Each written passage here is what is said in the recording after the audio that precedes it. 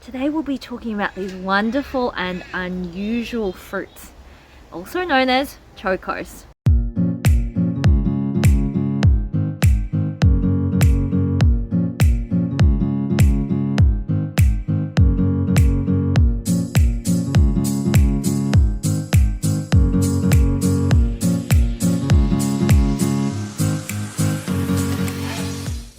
Hi guys, it's Jan from Melbourne Foodforest. Today we'll be talking about Chokos. Now in Australia and New Zealand we call these Chokos. In other parts of the world most of you will know this as a Chayote. And got a couple of baskets of them here. These are some of ours left over from the end of last season, and I will be talking about sprouting, so I'll explain what's going on here. Chokos or Chayotes are a type of gourd. So they're in the cucurbit family and they're related to your other gourds such as pumpkins, zucchinis. They're kind of really unusual. I mean, look at that. That looks like a heart. That's really cool. They're one of the most productive vegetables or fruits that you can grow. We call ours our pandemic vine, along with our fig leaf gourd, which you can see behind me. They're both crazy prolific producers that really will take over the world if allowed. A single Choko vine can produce, in the right conditions, enough fruit to feed your entire street. So they can produce hundreds and hundreds of fruit. And as you can see, Choko fruit stores really well because it is hard as a rock. Doesn't look that appetizing, but it's actually really delicious. All parts of the plant are in fact edible. So this is the fruit, which is also the seed, and we'll talk a bit more about that soon. But the vine itself is edible, including the leaves, and the new shoots are particularly tender and delicious. We have a separate video on just how to use the shoots, because for a while your vine will just produce leaves and shoots. It won't be until the end of summer into autumn that you'll actually get the fruit.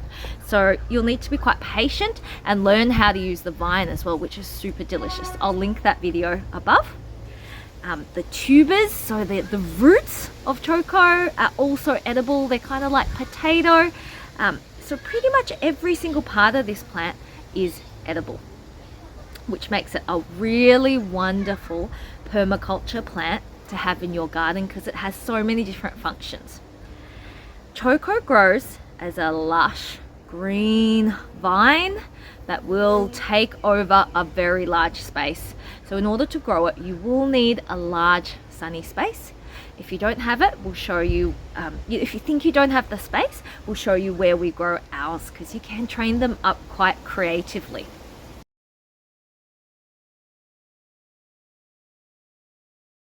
Chokos are a tropical plant, so they do really appreciate warmer weather. In order to be able to grow them successfully, you'll need to live in an area that has at least 3 to 5 months of summer ideally, and more. The more the better. In our cool temperate climate, in Melbourne, Australia, our Chokos will die back in winter. So the vine will kind of shrivel up, you cut it back, and then once spring comes, like now, it comes back to life again. So it is a perennial. You plant once and you have it for a decade to come.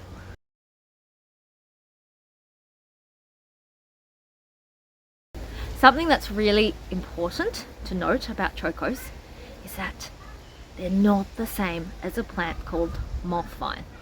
If you walk around your neighborhood after watching this video and you see a vine which has fruit that looks roughly like this, odds are that's moth vine, not Choko. Moth vine is a quite invasive weed. It does have a very similar shape to Choko, so easily mistaken, but it is toxic. So please don't eat that. So if you see something that looks like Choko growing wild in your neighborhood, odds are it's a moth vine, because moth vines are much more hardy, they're invasive, and they're tolerant of cold temperatures. So particularly if you see it in winter, you know that's not a Choko plant, because Choko will die back in cooler weather. And you can spot the difference because fruit of the moth vine is actually more matte and furry. You can see Choko's quite shiny. I mean, they both have this sort of pear shape, this knobbly pear shape, but moth vine is much smoother, less spiky, and the leaves look entirely different. So I'll show you what our Choko leaves look like later and learn to spot them. They're quite different to moth vine.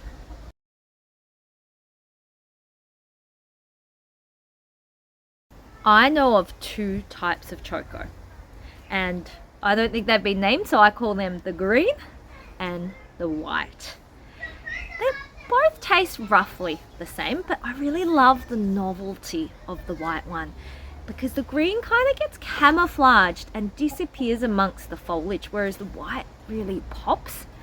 And when you steam it and mash it, the white kind of looks more like mashed potato. So visually, I think the white is more appealing, and to me, I think it is a little bit tenderer and tastes a bit more delicate than the green. But to be honest, both are really delicious.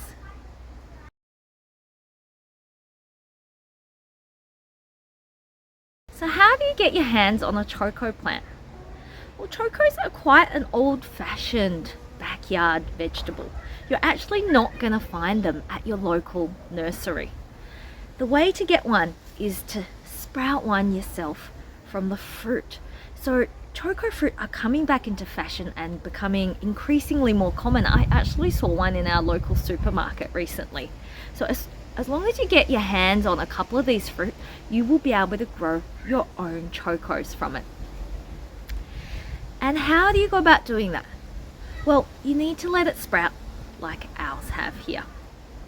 And in that respect, Chokos are extremely unusual. With most plants, you will extract a seed and you will plant the seed. Say with avocado or peaches, you detach that kind of hard pithy seed from inside the fruit and you separate that from the flesh and you plant the seed. With Choko, you can't do that. So what you're looking at here, this is the seed. The fruit is the seed. Yes, it's quite hard to believe, but if you were to cut this open, especially the green one, it actually kind of looks like avocado inside. When you cut it open, there's a round section up here that is technically the seed of the Choko. But once you look at it, you'll see that it's impossible to detach that from the fruit itself because the skin is so hard. They are one and the same. So this is the seed. If you want to grow it, you need to keep this intact. And if you're buying from the market, make sure you choose a really big one that's firm all around. You don't want any damaged or sunken bits because you've got to leave this for quite a while in order for it to sprout. So you want to pick a really, really big, strong one that's got heaps of energy and nutrients. If you're trying to save seed from Chokos that you've grown last season, try and leave them on the vine for as long as possible because that builds up energy within this seed. And again, pick the big ones. The big ones have a lot more nutrients and gonna really take off. And you can see this one's not yet sprouted. So this is what a Choko actually looks like a big fat pear. And this is after sprouting. So the sprout actually comes out of the bottom side of the fruit. So you can see here, that's where the vine used to be. It used to hang up like this, and it sprouts from the bottom, which is kind of cool.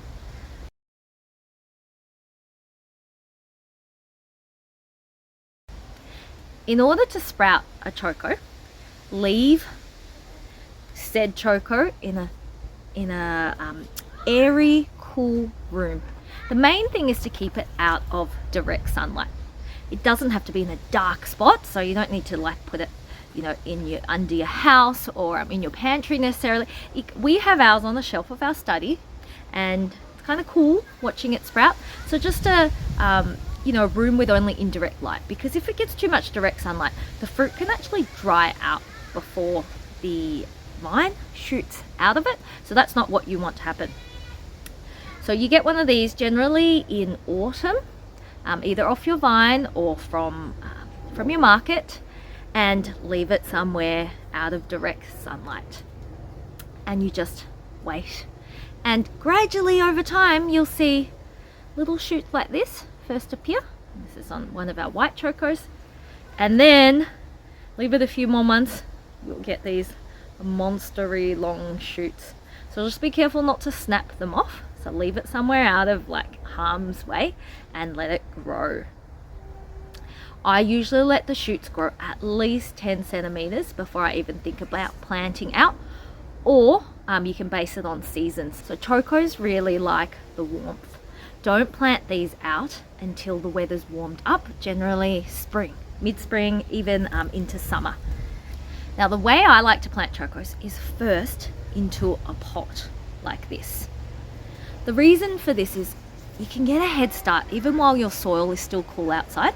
You can start to get the roots growing and get it filling out this pot so that it's ready to go into the ground once the soil warms up. Another benefit of growing in pots is that you can control the growing conditions. You can control what potting mix you put in, and you can control the moisture levels. And that's actually really important for planting Choko seeds because they're really susceptible to overwatering and rot. So by planting in a pot like this, you can pop it in a greenhouse, you can put it under your porch, you can put it somewhere out of the way where it doesn't get a lot of rainfall. So this one was a white Choko that I planted about 3 weeks ago. So it had already shooted, but the shoot was nowhere near this long. So as soon as they touch soil, they really come to life. And how we planted it was fill a pot like this with really good quality potting mix. You'll want potting mix because you'll want something that's really free draining. Pop your Choko in and ensure that the shoot in this part is pretty much aligned with the top of the soil level. You don't want to bury too deep because that can also cause rot. And you can plant on a slight angle if you want to maximize the amount of the fruit under the soil, but it doesn't really matter. And then top up with good quality potting mix. Make sure that the mix is moist, but don't water again until you start to see roots poking out the bottom, because the fruit itself does have some moisture in it, and as long as your potting mix is damp to start off with, that's going to be enough moisture to get it going. And once you see it really start to take off with lots of growth on the top and lots more roots, that's when you will water again. But the risk of overwatering is much, much greater than underwatering at this stage. Another advantage of planting into pots is that pots, you can see they're small and they're black. So the black will soak up heat and will keep this root zone warm. Again, that promotes and encourages lots of strong growth from our Choko. And a smaller pot also means there's less risk of overwatering, because you can imagine if I planted this into a massive 30 centimeter pot, there's going to be so much potting mix around it that its roots aren't even getting there, and they're going to be sodden, and it's going to lead to an increase in fungal disease, and it could just rot. You might just lose it. Whereas in a small pot like this well matches its root zone and means it's much warmer and happier in here. We also pop a little bit of mulch on top as well, just to prevent too much water getting in and also keeping in the moisture in the soil. Ours are planted into a 10 centimeter pot, which is a great size for Chokos. And remember that they are tropical plants, so find somewhere warm that you can put this. If you've got a warm windowsill, a warm porch, or of course a greenhouse, a veranda, it's a great place to have your Choko vine sprouting. So once Chokos get going, they're really fast. You will see this growth almost double every few days. And you can see here, there's lots of fresh roots poking out of the bottom. And you'll want the pot to feel quite firm before you try and plant it out, because that means its roots have filled it out, so that when I tip this out, it comes out together with its roots intact. Whereas if I tried to tip it out now, because I don't think the roots have fully filled the pot yet, it'll all come loose and it'll get a bit of root damage, which is okay, but you know, better to leave it until it's fully grown in this pot and it will feel stiff and firm. Whereas now this pot's still quite loose on this side. I can tell the roots haven't taken over.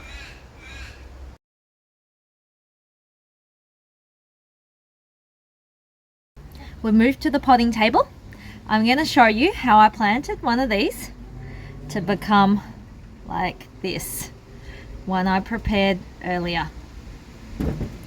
So first, get a 10 centimeter pot roughly, or just a small pot that's a bit bigger than the size of this.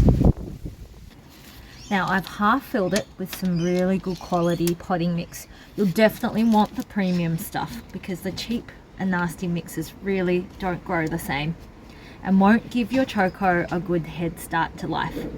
So I'm going to pop it in and just see how well that sits based on the soil level. And look, that's not too bad. So what you want is not to bury the Choko too deep.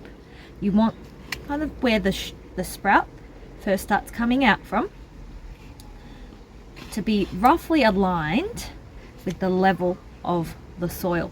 So I'm going to top that up just ever so slightly more because it sits a little bit low for my liking, and I'll top it up by about a centimeter, so it's going to sit like this in the finished product. You can see with this one that the roots as well as the vine come out of the same spot in the seed. So the vine grows this way and the roots come out of this part of it. So they don't actually come out from the bottom. So even though you plant it this way up, the roots will find their way down through the pot and you'll eventually see them poking out the bottom hole. Which is quite clever, isn't it? Okay, I've added a tiny bit more soil and I think that now sits right. So you can lean that over on its side a bit because you'll have a bit more of the stem under the soil and that will promote more root growth. A bit like when you plant tomatoes. So similar technique. Now you can see that sitting in there on its side, and I'm going to top it up with some soil. And you can see that's not too deep. That's roughly sitting just below the level of the pot there. I'm going to top it up with more mix until it's just covered. There we go. And if I just slightly brush away the soil, the top of the Choko, you can see it poking out of the soil there. It's not very deep. Don't want to bury it too deep. I'm going to cover that up. And this potting mix is already damp because I pre-wet it, and I don't think I will need to water this again. And in terms of where to leave it, I tend to put it in our greenhouse or just outside our back door where I can keep a good eye on it. You don't want snails and slugs or something to nibble away on it, because if the shoot disappears, the plant will be weakened and you might not get a proper vine out of this. And by keeping an eye on it close to your back door or in your greenhouse, it means you can really keep an eye on the moisture level, as I talked about before. You don't want it to be too wet. So once I start seeing roots poke out of here, that's when I will water again. I'm also going to pop a little bit of mulch on top, some of our coffee husks that we use as mulch, just to keep the soil moisture in. So that's it. This will soon become this long, healthy growing vine ready to go in the ground soon. Now let's go take a tour of our Choko vine from last year. Here is our Choko vine. It's spring, it's just bursting back to life. So last season, and that's not Choko, that's our fig leaf gourd, one of our other pandemic vegetables. Last season our Choko climbed all the way up here, all the way along this arbor, onto this fig tree, which is an inedible variety of fig. So this is a perfect growing canvas. So as I said, if you don't think you have space, you have more than you think. If you've got a tree that you don't care about that much, you can train climbers to climb up them. And we had the Choko vine was so vigorous, it covered all of this arbor, up this tree, and we even found fruits all the way at our arch, our berry arch, all the way over here, meters away. And that's one fruit that we planted. They're so vigorous.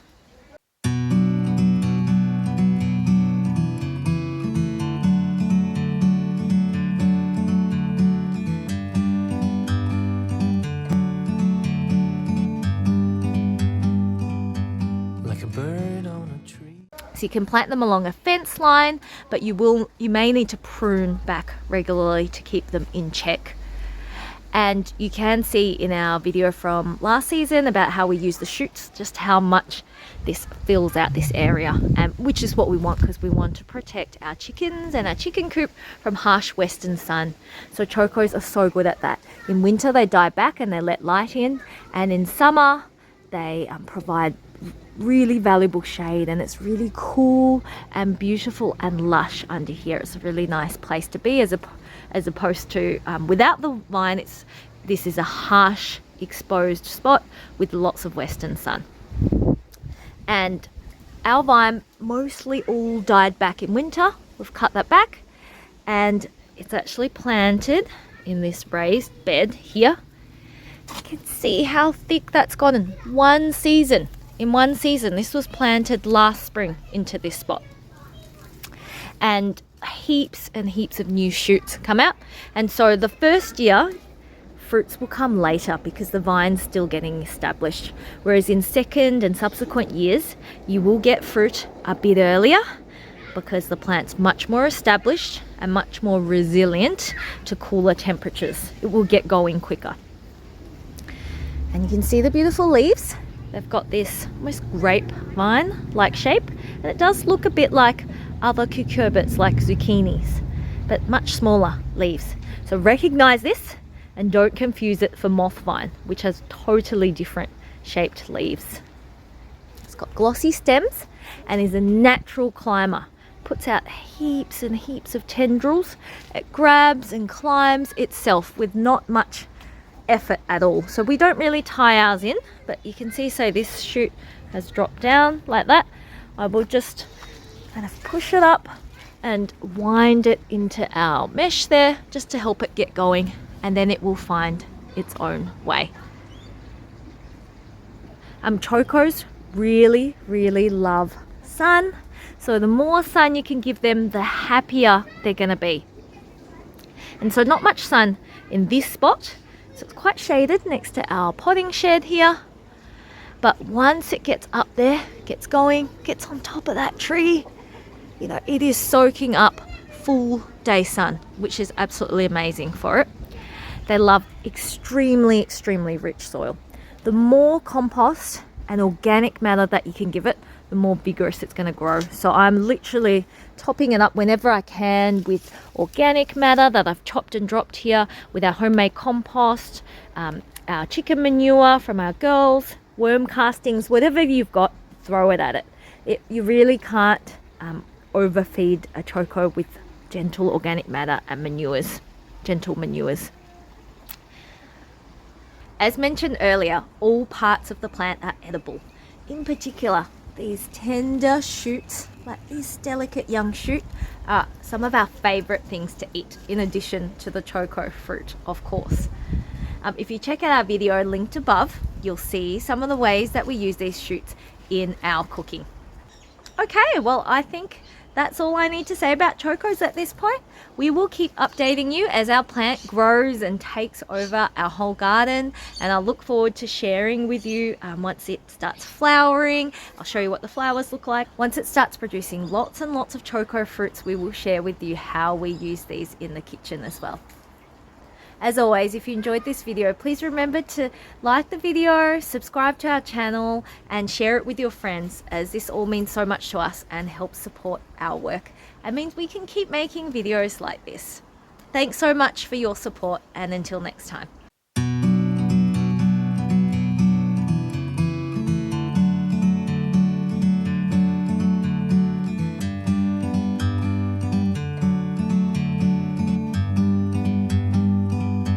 Like a bird on a tree,